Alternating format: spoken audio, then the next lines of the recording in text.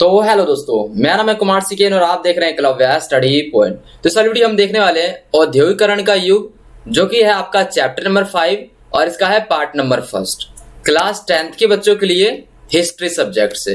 तो दोस्तों हम बात करेंगे इसमें औद्योगिकरण के बारे में। तो दोस्तों ये क्या होता है, जब हम बहुत बड़ी मात्रा में फैक्ट्रियां स्थापित करने लग जाते हैं और विकास की जो रफ्तार है वो तेज हो जाती है, तीव्र विकास हो जाती है, तो उस समय का वो वाला जो समय है वो है ये औद्योगिकरण का युग। ठीक है, यहाँ पर हम देखेंगे बहुत सारी चीजें कि मशीन कैसे स्थापित हुई, उद्योग कैसे स्थापित हुए। ठीक है, कपड़ा उद्योग कैसा था, लोहा, इन सब का उद्योग कैसे स्थापित हुआ, कौन सी चीज कहाँ गई, मजदूरों की जो जिंदगी थी, ये सारी चीजें, ये सभी टॉपिक जो है अभी यहाँ पर हम क्लियर करने वाले हैं। ठीक है, यहाँ सबसे पहले दोस्तों, उससे पहले हम बात करेंगे मुख्य शब्द और उनके अर्थ की।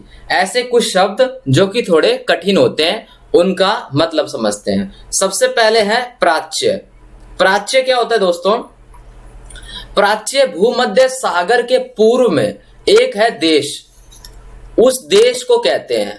वहां पर भूमध्य सागर में एक देश स्थित है और उसे, लेकिन आमतौर पर जो ये शब्द है ये एशिया के लिए इस्तेमाल किया जाता है। ठीक है, अब यहां पर एक बात समझिए स्टेपलर की, कि जो स्टेपलर है ये क्या होता है। तो ये एक ऐसा व्यक्ति होता था जो रेशों को उनके हिसाब से उनको छांटता था। ठीक है, रेशे आपको पता ही होगा। उसके बाद हम बात करते हैं यहाँ पर फूलर के बारे में। ये क्या है? तो ये एक ऐसा व्यक्ति होता था जो चुन्नटों के सहारे, आपको पता ही होगा एक प्रकार का मटेरियल होता है जिससे हम किसी भी मटेरियल को पकड़ते हैं। ठीक है, तो उसके सहारे कपड़ों को समेटता था वो। जैसे कपड़े फैले हुए होते थे तो उन कपड़ों को समेट देता था, तो वो फूलर का काम होता था। बात करें हम कर्डिंग की, तो ये क्या होता था दोस्तों? ये एक ऐसी प्रक्रिया थी जिसमें कपास को आदि और भी चीजें और रेशों की कताई के लिए तैयार किया जाता था, इसे कर्डिंग कहते हैं। ठीक है, अब आती है जाबर। ठीक है, तो ये क्या होता है? अलग अलग इलाकों में इनको सरदार या मिस्त्री भी कहते थे। ठीक है, सिंपल आपके लिए 2-4 वर्ड्स, ठीक है, जो आपको पढ़ते समय जो है प्रॉब्लम फेस नहीं करेंगे। अब आपका चैप्टर स्टार्ट होता है, उससे पहले आप यहाँ पर 2-3 बातें समझिए कि जब औद्योगिकरण नहीं हुआ था उससे पहले की थोड़ी बातें, यानी वो जो जुगाड़ था वो उस समय जो चल रहा था वो कैसा चल रहा था। ठीक है, तो यहां समझिए शहर के जो व्यापारी लोग थे, ठीक है, वो गांव के किसानों को पैसा दिया करते थे और वो इसलिए उनको पैसा देते थे क्योंकि जो वो किसान है वो अंतर्राष्ट्रीय बाजार के लिए जो सामान बनता है उसका उत्पादन करे और इसलिए वो उसके लिए प्रोत्साहित हो। यानी कि गांव के जो व्यापारी लोग होते थे वो कहते थे भाई ये लो पैसे और तुम इस सामान का उत्पादन करो, जिससे उस व्यापारी को फायदा हो और वह उस सामान को बनाकर और अंतर्राष्ट्रीय बाजार में बेच दे, इसलिए पहले ही पैसे दे देता था। ठीक है, बात करते हैं यहाँ पर कि गांव के लोगों की जिंदगी कैसे चल रही थी एक तरह से, और उनके लिए उनके खेत जो है कैसे कम पड़ रहे थे। गांव के अंदर जमीन कम पड़ने लग गई थी दोस्तों। क्यों? क्योंकि जनसंख्या बहुत ज्यादा बढ़ने लग गई थी, इसलिए और जो जनसंख्या बढ़ने लग गई तो जो जमीन है उनके जरूरतों को पूरा नहीं कर पा रहा था। छोटे छोटे टुकड़े थे जमीन के और लोग जो थे वो जो बहुत ही ज्यादा बढ़ रहे थे। तो इसके लिए अब क्या करना था? किसानों को आय का यानी इनकम का दूसरा कोई साधन जो है वो ढूंढना था। तो इसके लिए अब क्या होगा यहां पर आप आगे देखोगे। बात करते हैं कारखानों का उदय, यानी कि जब कारखाने अस्तित्व में आए। तो जब शुरू में कारखाने आए तो वो उतने ज्यादा चले नहीं। ठीक है, कोई भी चीज को चलने में टाइम लगता है, तो उन्होंने स्पीड जो है वो बाद में पकड़ी। पहले देखते हैं यहां पर इंग्लैंड में सबसे पहले 1730 के दशक में कारखाने खुलने लग गए, लेकिन उनकी संख्या में तेजी कब आई दोस्तों? वो आई 18वीं शताब्दी में, 18वीं सदी में के आखिर में। ठीक है, आप देख सकते हो कितना ज्यादा जो है वो फर्क है, लेकिन आई।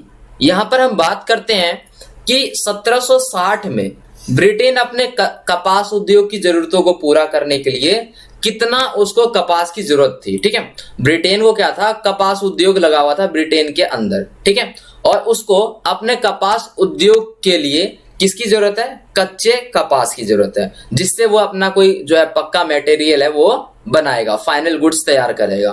तो उसकी जरूरतों को पूरा करने के लिए वो 25 लाख पौंड कपास जो है वो आयात करवाता था।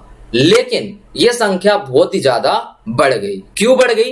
क्योंकि इनकी जरूरतें बढ़ गई, क्योंकि इनका जो कपास उद्योग है वो रफ्तार पकड़ ली उसने। अब यहां पर देखिए, लेकिन 1787 में ये आयात कितना बढ़ गया? 220 लाख पौंड तक पहुंच गया।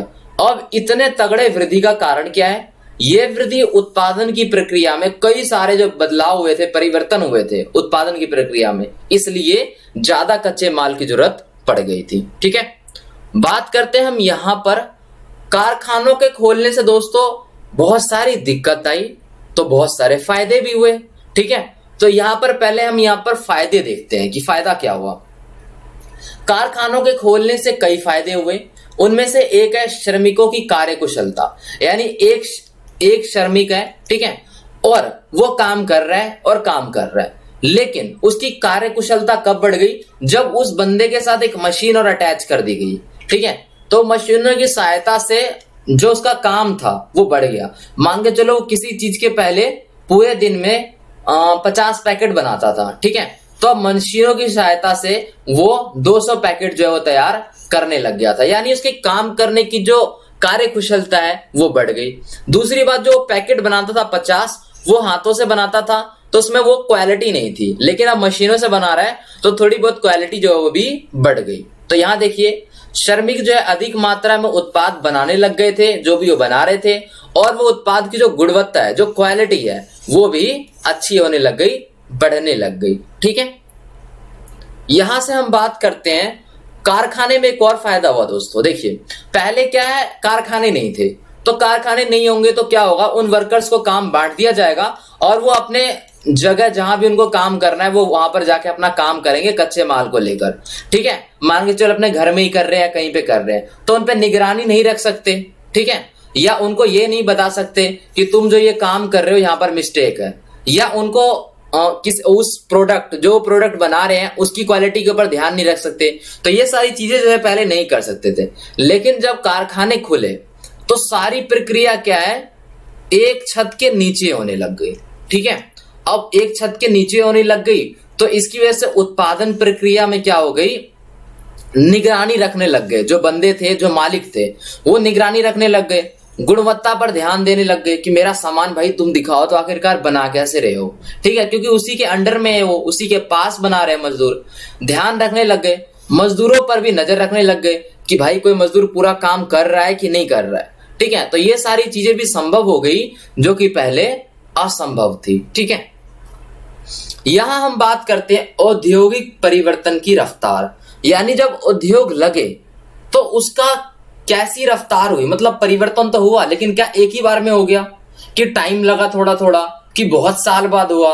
ठीक है, यहां पर देखते हैं ब्रिटेन में दोस्तों सबसे तगड़ी अगर हम बात करें ना उद्योग, तो वो सूती कपड़ा उद्योग का जुगाड़ था सबसे पहले। लेकिन इसके बाद लोहा और स्टील ने उसकी जगह ले ली, और इससे भी दोगुनी जो है वो जुगाड़ वो होने लग गया लोहे और स्टील का। ठीक है, क्यों दोस्तों?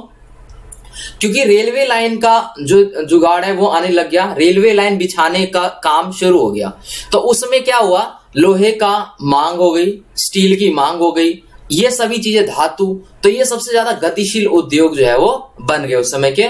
सूती कपड़ा को भी पीछे छोड़ दिया था। यहां पर समझते एक और बात कि अगर हम बात करें 1840 के दशक की, ठीक है, तो 1840 में क्या हुआ था दोस्तों, 1840 की अगर हम बात करें तो उस समय जो कपास उद्योग था वो औद्योगिकरण में सबसे पहला चरण रखता था। मैंने भी आपको बताया कि सबसे जो तगड़ा जुगाड़ था सबसे पहले वो सूती कपड़े का था, लेकिन उसके बाद लोहा और स्टील ने अपनी जगह मजबूत कर ली, और लोहा और स्टील जो है वो उद्योग में सबसे आगे निकल गया। इसका कारण क्या है कि 1840 के दशक से इंग्लैंड में चालू हो गया रेलवे का विस्तार, और रेलवे का विस्तार चालू हो गया तो अब इसकी वजह से किसका मांग जो है ज्यादा होगा, वो होगा लोहे का मांग और स्टील का मांग। तो इन सब चीजों में क्या हो गई, वृद्धि होने लग गई, ये सारी तेजी से बढ़ने लग गई। बात करें हम 1873 की, तो ब्रिटेन में जो लोहा है और स्टील है इसके निर्यात का मूल्य 7.7 करोड़ पाउंड हो गया, जो कि बहुत ही ज्यादा थी। और ये राशि अगर हम तुलना करें इसको कपास से, तो ये राशि इंग्लैंड के कपास के निर्यात से 2 गुनी थी। आप समझ सकते हो दोस्तों, जो उद्योग है उसने कैसे एक दूसरे से जो है वो कंपटीशन किया और कैसे लोहा और स्टील जो है वो आगे बढ़ गया। कारण था रेलवे का विस्तार। ठीक है, सिंपल। यहां समझिए एक और बात आप, कि ये जो जुगाड़ था, ये जो फैक्ट्रियां थी, जो उद्योग था, ये बहुत जल्दी रफ्तार नहीं पकड़ी इसने। जो मशीनें थी ना, इसने बहुत जल्दी रफ्तार नहीं पकड़ी। उसका कारण क्या है वो देखिए। जैसा कि अभी होता है वर्तमान समय में, वैसे ही अगर हम बात करें उस समय की, तो नई तकनीक को पैर जमाने में तो टाइम लगता ही है। ऐसा तो है नहीं कोई नई टेक्नोलॉजी आए और सारे घुस गए उसके अंदर, नहीं, ऐसा नहीं होता। ठीक है, तो मशीनें क्या होती थी, मशीनों का इस्तेमाल शुरू किया लोगों ने, लेकिन एक लिमिट में किया उस समय, और उसके बाद ये थोड़ा थोड़ा थोड़ा जो है वो प्रचलित होने लग गया। तो उस समय एकदम से प्रचलित क्यों नहीं हुआ वो देखो। यहाँ पर मशीनें महंगी होती थी, और अगर वो खराब हो जाए तो उसकी मरम्मत भी महंगी होती थी, काफी खर्चा हो जाता था। तो इसलिए जो व्यापारी लोग होते थे वो क्या करते थे दोस्तों, वो उद्योगपति, जो व्यापारी लोग होते थे, जो उद्योगपति होते थे, वो मशीनों से दूर रहना पसंद करते थे। कहते रे बाबा अभी रहने दो, और अभी हम अपने उससे ही काम करा लेंगे, जो मजदूर है उसी से रहने दो, इसको दूर रखो मेरे से। जैसे लोग अभी जो, अगर हम बात करें ओल्ड पीपल्स की, तो उनको क्या होता है, अगर कोई नई टेक्नोलॉजी उनको हाथ में दो तो कहते थे यार इसे दूर रख, अभी मुझे ये सब चीज पसंद नहीं है। तो वैसी जो नई तकनीक आई तो वो उन व्यापारियों को पसंद नहीं आई बिल्कुल भी। जो उनके आविष्कारक थे, वो मशीन के आविष्कारक और निर्माता है जो उनको बना रहे थे, तो वो ये दावा करते थे कि यार हमारी मशीन बहुत मस्त है, तुम्हारा काम एकदम मस्त चलेगा। ठीक है, लेकिन वो दावा तो करते थे, लेकिन उनकी मशीन इतनी भी कुछ खास नहीं थी, क्योंकि फर्स्ट स्टेज में काम चल रहा है। तो फर्स्ट स्टेज में उनकी जो मशीन है वो तगड़ी तो हो नहीं जाएगी, कुछ ना कुछ तो दिक्कत होगी। तो वही थी, और ऐसी बात भी कुछ उनको खास लगी नहीं व्यापारियों को। तो इसलिए ये बहुत रफ्तार से नहीं फैला, कुछ दिक्कतें तो आई। ठीक है, अब हम बात करते हैं दोस्तों यहाँ पर एक बहुत इंपॉर्टेंट टॉपिक के ऊपर में, जो कि आपके पेपर में पूछा जाता है। यहाँ पर समझिए, अब हम बात कर रहे हैं यहाँ पर हाथ का श्रम, यानी हाथ की ताकत। यानी किसकी बात हो रही है यहाँ पर? यहाँ पर बात हो रही है बंदों की, यानी मजदूरों की। तो एक तरफ है मजदूर और वाष्प शक्ति, और एक तरफ है मशीन। यानी यहाँ पर बात हो रही है इंसान वर्सेस मशीन की। ठीक है, तो यहाँ पर क्या हो रहा है, अब इनकी तुलना बताएंगे हम कि किसकी कितनी मांग थी, कौन कैसे आया। ठीक है, समझिए अब यहाँ पर ब्रिटेन में अगर हम बात करें ना, तो मानव श्रम की कोई कमी नहीं थी। मानव श्रम जो था, यानी जो बंदों से काम कराने वाला जुगाड़ था, उसकी कोई कमी नहीं थी। देखिए, मशीन की तरफ बंदा कब जाता है पहले से समझिए। मशीन की तरफ बंदा तब जाएगा जब उसके मजदूर उसकी बात नहीं सुन रहे होंगे, या मजदूर महंगे होंगे, या मजदूर बात बात पे हड़ताल करते होंगे, या मजदूर ये बोलते होंगे मेरी सैलरी बढ़ाओ, तब वो मशीन पे शिफ्ट होगा। लेकिन यहाँ पर ऐसा कोई जुगाड़ था ही नहीं। यहाँ पर क्या थे, मजदूर जो थे वो काफी गरीब थे, गरीब किसान थे, बेरोजगार लोगों की कोई कमी नहीं थी, तलाश थी, बड़ी संख्या में शहरों में जाया करते थे। जो गांव के लोग थे ना, वो काम की तलाश में शहरों में जाया करते थे। तो यहाँ पर कुछ खास दिक्कत थी नहीं लेबर्स की, यहाँ पर समझिए। इसलिए जो उद्योगपति हुआ करते थे, वो श्रमिकों को, उनके पास श्रमिकों की कोई कमी नहीं थी। तो वे सारे जो काम थे वो बंदों से कराना चाहते थे, वो श्रमिकों से कराना चाहते थे। और अगर हम बात करें श्रमिकों की, तो मौसम के अनुसार, ठीक है, और उद्योग में जो हमेशा जो श्रमिक थे वो घटते बढ़ते रहते थे। कभी क्या होता था, खेतीबाड़ी का टाइम है तो श्रमिक जो है घट गए, अपने काम में लग गए। फिर दूसरा सीजन आया तो अचानक से मजदूर बहुत ज्यादा बढ़ गए। कुछ उद्योग है, ये उद्योग चला, ये नहीं चला, तो उन सभी में जो, यानी आप कुल मिलाकर ये बात यहाँ पर समझिए कि जो श्रमिकों की, लेबर्स की कोई दिक्कत ही नहीं थी। तो जो मशीन है उसकी मांग कैसे बढ़ेगी, और वो कैसे मजदूरों को पीछे छोड़ेगा। तो यहाँ पर जो है मजदूरों का दबदबा था। यहाँ पर समझिए, उद्योग, और भी बहुत सारे कारण हैं। जो उद्योगपति थे उनको मशीनों की बजाय मजदूरों से ही काम कराना ज्यादा बढ़िया लगता था। उनको लगता था मैं बोलूंगा ऐसे बैठ, मजदूर को तो बैठेगा, मैं बोलूंगा उठ तो मजदूर उठेगा, तो मैं इससे अच्छा मशीनों से ही काम कराता हूं, मेरे सारे ऑर्डर्स मानते हैं ये, और कोई दिक्कत भी नहीं है। क्योंकि बहुत सारे जो ऐसे उत्पाद थे, उसके बाद एक और कारण, बहुत सारे ऐसे प्रोडक्ट थे जो प्रोडक्ट केवल हाथ से बनाए जाते थे तो मस्त बनते थे, ठीक है, और मशीनों से एक ही प्रकार के कॉपी पेस्ट जो सामान है वो बनते थे। तो वहां पर क्या होता था, उस समय की अगर हम बात करें ना दोस्तों, तो क्या होता था, लोगों को ना हैंडमेड चीजें बहुत पसंद आती थी। हाथ से बनाई गई वस्तुओं की मांग ज्यादा थी, सोचते थे भाई हाथ से बनाया है, मेहनत लगी है इसमें बहुत ज्यादा। तो ये सारा जुगाड़ था।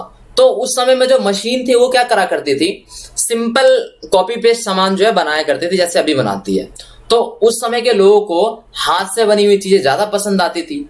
तो अगर हम बात करें बाजार के मांग की, तो बाजार में भी अक्सर बारीक डिजाइन वाला जो सामान है वो अच्छा माना जाता था, और खास आकारों वाली चीजें की काफी मांग थी, क्योंकि सभी चीजें डिमांड के ऊपर होती है। अब मान के चलो मांग जो है वो है मजदूरों के हाथ का बना हुआ सामान का, तो जो उद्योगपति वो क्यों कहेंगे कि मैं मशीनों से काम कराऊंगा।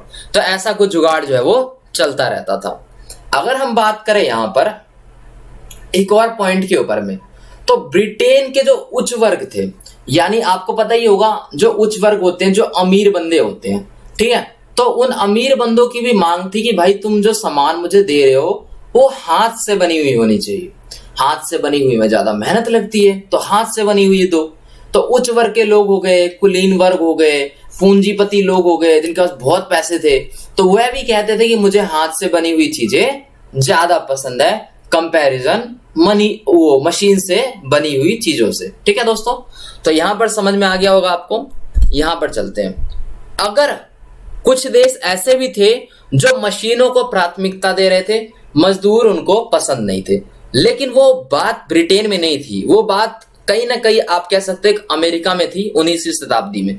यहां से समझिए, जिन देशों में मजदूरों की कमी थी, और यहीं पर हो सकती है मशीनों की मांग, जहां पर मजदूरों की कमी हो, तो वहां पर क्या होता था, उस देश के जो उद्योगपति हुआ करते थे उनको मशीनों का इस्तेमाल करना अच्छा लगता था, क्योंकि मजदूर है नहीं तो मशीन का इस्तेमाल कर लेते भाई, ताकि कम से कम मजदूरों की सहायता से जो काम है वो अपना काम चला सके। ठीक है, अब मान के चलो वहां पर मजदूर नहीं मिल रहे, मजदूर जो है वो भाव खा रहे हैं, अब वहां पर मजदूर की कमी है, तो अब क्या होगा, वहां पर मशीनें स्थापित कर दी और कुछ मजदूर हल्के फुल्के वहां पर एक मशीन को संभालने के लिए एक मजदूर लगा दिया और काम एकदम मस्त करके चल रहा है, तो क्या दिक्कत है।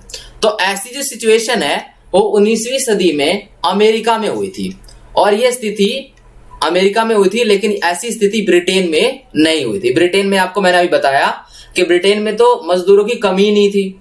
ठीक है, तो ये सारा जो सिस्टम है ये चलता रहा। अब हमारे सामने आता है एक नया टॉपिक, जो कि है मजदूरों की जिंदगी। अभी हमने देखा ब्रिटेन में मजदूरों की कोई कमी नहीं थी, ठीक है, गांव से शहरों की तरफ बहुत सारे मजदूर आया करते थे। तो अब उन मजदूरों की जिंदगी कैसी थी दोस्तों, तो उनकी जिंदगी बहुत खराब थी, उनको बहुत सारी समस्याओं का सामना करना पड़ता था। अब वो आप यहां पर बात समझिए। ठीक है, देखिए हुआ क्या करता था, काम की तलाश में बहुत ज्यादा संख्या में लोग गांव से शहर की तरफ आया करते थे काम लेने के लिए। दिक्कत की बात यहां पर क्या हुआ करती थी कि उस समय दोस्तों काम उसको मिलता था जिसकी जान पहचान हो उस फैक्ट्री में। जैसे आपको पता ही होगा, अभी भी थोड़ा बहुत ऐसा होता है कि अगर आपका कोई बंदा उस फैक्ट्री में या उस कंपनी में काम करता है तो आपकी जॉब लगने की जो चांस है वो ज्यादा हो जाती है। ठीक है, तो उस समय भी ऐसा ही कुछ जुगाड़ था, लेकिन वहां पर कुछ ज्यादा ही जुगाड़ था। वहां पर टैलेंट को नहीं समझा जाता था, यानी आपके अंदर क्या कुशल, आप किस चीज में बढ़िया हो, आपको क्या काम आता है क्या काम नहीं आता है, उनसे तो कोई फर्क नहीं पड़ता। उनको इस चीज से फर्क पड़ता है, और तुम्हारे और इन मजदूरों को काम मिलने का ये चीज से फर्क पड़ता है कि तुम्हारा कोई ना कोई बंदा जो है तुम्हारा उस फैक्ट्री में होना चाहिए, तुम्हारी कितनी जान पहचान है। बात यहां से होती थी। ठीक है, यहां समझिए, नौकरी मिलना इस बात पर निर्भर नहीं करता था कि तुम्हारे अंदर कितना टैलेंट है, तुम क्या काम कर सकते हो, या कोई व्यक्ति किस काम में अनुभवी है, पहले से वो काम कौन बंदा कितने दिनों से कर रहा है, कोई फर्क नहीं पड़ता था। कोई काम जो है इसका कोई फर्क नहीं पड़ता था। लेकिन ये बात इस बात पर निर्भर करती थी कि किसी के कितने अधिक दोस्त हैं या रिश्तेदार हैं जो पहले से ही वहां काम पर लगे हुए हैं। बिना किसी जान पहचान के उस समय भी नौकरी मिलना बहुत ही ज्यादा मुश्किल कार्य हुआ करता था। तो आपको जो मजदूरों की जिंदगी है, इसका पहला जो पॉइंट है वो तो समझ में आ ही गया होगा कि नौकरी मिलने तक जो है क्या जुगाड़ इनके सामने हुआ करता था। अब आप समझिए होता क्या था। कोई कोई जो लोग हुआ करते थे वो महीने इंतजार करते थे कि कब उनको नौकरी मिलेगी, उनको नौकरी प्राप्त होगी। ठीक है, कई कई महीने लोग इंतजार करते थे कि उनको नौकरी कब प्राप्त होगी, कब मिलेगी। इसके लिए वो क्या करते थे, उनको पुलों के नीचे भी रात बिताना पड़ जाता था। जो पुल होते थे आपको पता ही होगा, पुल के नीचे वो रात बिताते थे कई कई लोग, क्योंकि वो आए हैं गांव से रहने के लिए शहर में और वहां पर उनको काम नहीं मिला महीनों महीनों। तो वो क्या करेंगे, उनको ऐसा ही जुगाड़, ऐसा ही काम चलाना पड़ेगा। तो यह सारा सिस्टम था। एक और बात देखिए, जैसे ही व्यस्त महीने खत्म होते थे, ठीक है, व्यस्त मास, व्यस्त महीने कौन सा होता है, कोई ऐसा टाइम आता होगा ट्रेंडिंग का जिस समय क्या होता होगा, उनको काम बहुत ज्यादा होगा। फैक्ट्री वालों को कोई ऐसा होता है ना टाइम, जैसे गर्मियों में जो होती है फैंस की, कूलर्स की, एसी की बिक्री बहुत ज्यादा हो जाती है, तो दुकानों में जो है मजदूरों की ज्यादा जरूरत पड़ जाती है, काम करने वाले बंदों की। तो उस समय तो उनको काम मिल जाता था, लेकिन जैसे ही वो महीने खत्म होते थे तो ये बेचारे दोबारा रोड पर आ जाते थे, दोबारा सड़क पर आ जाते थे। उनमें से कुछ तो रुक जाते थे, ठीक है, और उनमें से कुछ जो है अपने गांव लौट जाते थे, लेकिन ज्यादातर जो है वो शहर में ही रुक जाते थे। ठीक है, कुछ चले गए और बहुत सारे गांव में ही रह गए। ठीक है, वो रुक जाते थे इसलिए कि कम से कम छोटा मोटा काम जो है उनको वो मिल जाए। तो इस प्रकार की दिक्कतें जो है मजदूरों के सामने आया करती थी। ठीक है दोस्तों, और भी है, एक टाइम इनके लिए आया जिस समय ऐसा लगा कि इनको राहत मिलेगी, लेकिन इनको किसी प्रकार की कोई राहत नहीं मिली। ठीक है, उस समय देखिए बात क्या थी, बात थी ये 19वीं सदी की शुरुआत की। तो उस समय क्या हुआ, वेतन में सुधार आया, यानी इनकी जो आय है ये तो बड़ी थोड़ी मोड़ी, लेकिन मजदूरों की हालात में बिल्कुल भी कोई फर्क पड़ा ही नहीं। क्यों नहीं पड़ा वो देखिए, टाइम चल रहा था नेपोलियन युद्ध का। तो अब युद्ध के दौरान क्या हुआ, कीमतें जो है वो बढ़ने लग गई। ठीक है, और जो मजदूरों की जो आय थी, इनकम, वो भी बढ़ी थी, हमने देखा। लेकिन अब फायदा ही क्या ही है, मान के चलिए आपकी जो सैलरी है वो 50,000 से 1,00,000 हो गई। ठीक है, और जो हमारे सामान है उनका जो रेट है वो डबल हो गया, क्योंकि युद्ध चल रहा है, कोई परेशानी चल रही है देश में, तो सामान जो है वो बन नहीं पा रहे हैं, तो जो सामान स्टॉक में पड़े हैं उन्हीं का रेट डबल हो गया। तो अब फायदा क्या हुआ, पहले जो सामान हम 5 रुपए में खरीदते तो हम 10 रुपए में खरीदेंगे, बात तो समान है। तो इनकी वेतन बढ़ा और सामानों की कीमतें बढ़ गई, वही बात है। तो उदाहरण के तौर पर नेपोलियन का युद्ध चल रहा था, जिस समय जो कीमतें हैं सामानों की वो बहुत ज्यादा बढ़ने लग गई। अब मजदूरों की आय भी तो बढ़ी थी, लेकिन उनका जो सामान है वो भी बढ़ गया। अब मजदूरों की आय में भी कमी आने लग गई, क्योंकि युद्ध चल रहा है। तो इस समय उन्हें वेतन तो पहले जितना ही मिलता था, लेकिन क्या फायदा, उससे पहले जितनी चीजें वो खरीद नहीं पाते थे। अब आपको समझ में आ गई ये सारी बातें, कैसे वेतन बढ़ा, कैसे जब नेपोलियन का युद्ध हुआ तो उनकी जो वेतन है वो घटा, उसके बाद सामान महंगे हुए। तो यानी ऐसा लगा कि कभी ना कभी एक ऐसा मोड़ आया जहां पर जो मजदूर है उनकी जिंदगी थोड़ी बेहतर होने की चांस थे, लेकिन हुआ नहीं। आपको समझ में आ गया होगा ये सारी बातें। यहां पर चलते एक स्पिनिंग जेनी का उदाहरण लेते हैं। स्पिनिंग जेनी मशीन पहले आप देख लीजिए यहां पर, ठीक है। तो इसके ऊपर एक जो है बड़ा मुद्दा हुआ था, ठीक है। महिलाओं ने इसके ऊपर हमला कर दिया था, इस मशीन के ऊपर। अब देखते हैं क्यों। सबसे जो खतरनाक डर था लोगों का उस समय, मजदूरों का, वो ये था कि अगर मशीन आएंगे तो हम तो गए, क्योंकि मशीन से ही सारे लोग काम कराने लग जाएंगे, तो मजदूर से कौन काम कराएगा। तो सबसे बड़ा जो डर था उनका वो एकदम से सही भी हो गया, क्योंकि बेरोजगारी की आशंका के कारण मजदूर जो है वो टेक्नोलॉजी से बहुत ज्यादा चिढ़ने लगे। कोई भी टेक्नोलॉजी आते हैं उनको गुस्सा आ जाता, अब भाई ये आ गया, अब मेरा काम जो है ये चौपट कर देगा, मेरा काम छिट जाएगा, वो छूट जाएगा, ठीक है। तो जब ऊन उद्योग में स्पिनिंग जेनी नाम की मशीन आई, जो कि मैंने अभी आपको दिखाया, तो ऐसी मशीनों का इस्तेमाल शुरू किया गया तो हाथ से जो ऊन काटने वाले बंदे थे उनका क्या होगा, ठीक है, उनका काम तो चौपट हो गया। तो इसलिए औरतों ने इस तरह की मशीनों पर हमला करना शुरू कर दिया और स्पिनिंग जैसी ऐसी मशीनों पर जो मजदूरों का जो है प्रत्यक्ष रूप से काम चौपट कर दे, उन पर जो टकराव है ये लंबे समय तक चलता रहा। ठीक है दोस्तों, तो आपको ये बात जो है यहाँ पर समझ में आ गई होगी। अब हम बात कर लेते हैं यहाँ पर भारतीय कपड़े का युग, यानी भारतीय कपड़ा किस समय कैसे प्रचलित था, फिर इसकी क्या कमियां आई, वो सारी बातें जो हम यहाँ पर हम देखेंगे। पहले आप यहाँ पर समझिए, बात करें अगर हम 18वीं सदी की, तो 18वीं सदी के मध्य में ईस्ट इंडिया कंपनी जो है वो तो मस्त करके एकदम फैल रही थी। उसने अपना जो बिजनेस है वो मस्त जमा लिया था, ठीक है। लेकिन इस समय व्यापार के जो पुराने केंद्र थे वो खत्म हो रहे थे। व्यापार के पुराने केंद्र जैसे सूरत, ये खत्म हो गया था पूरा, इसका पतन हो चुका था। लेकिन जो नए केंद्र है उनका उदय होने लग गया था, फॉर एग्जाम्पल कोलकाता और बंबई, ठीक है। तो ये सारी चीजें जो है ये उदय हुई इन सब का, और सूरत जैसी चीजें जो है वो खत्म हो गई, ठीक है। और अगर हम बात करें यहां पर मशीन उद्योग के युग से पहले, अगर हम बात करें मशीन उद्योग के युग से पहले की, तो अंतरराष्ट्रीय बाजार में जो दबाव था, ठीक है, जो दबदबा था, वो था किन कपड़ों का, भारत के रेशमी कपड़ों का। भारत के रेशमी कपड़े सूती उत्पाद का बहुत ज्यादा तगड़ा वाला दबदबा था, इनको ही पूछा जाता था। बहुत सारे देशों में मोटा कपास पैदा होता था, लेकिन हमारे देश में पतला कपास पैदा होता था, महीन किस्म का जो कपास है वो पैदा होता था, मस्त क्वालिटी वाला कपास जो है वो पैदा होता था। इसलिए हम उस समय में नंबर 1 बने हुए थे और हमारे कपड़ों की इतनी ज्यादा मांग भी थी, ठीक है। लेकिन कंपनी की ये कोशिश भी रहती थी कि जो बुनकर है, ठीक है, उनको अपने कंट्रोल में ले लिया जाए, किसी दूसरे के साथ डील ना करने दे। होता क्या था, जो बुनकर सब होते थे ना, वो डील करते थे आपस में, सबसे अलग अलग ग्राहक से जो है वो सौदा करते थे। लेकिन इन्होंने ये कोशिश किया कि वो किसी और बंदे से जो है सौदा ना करे।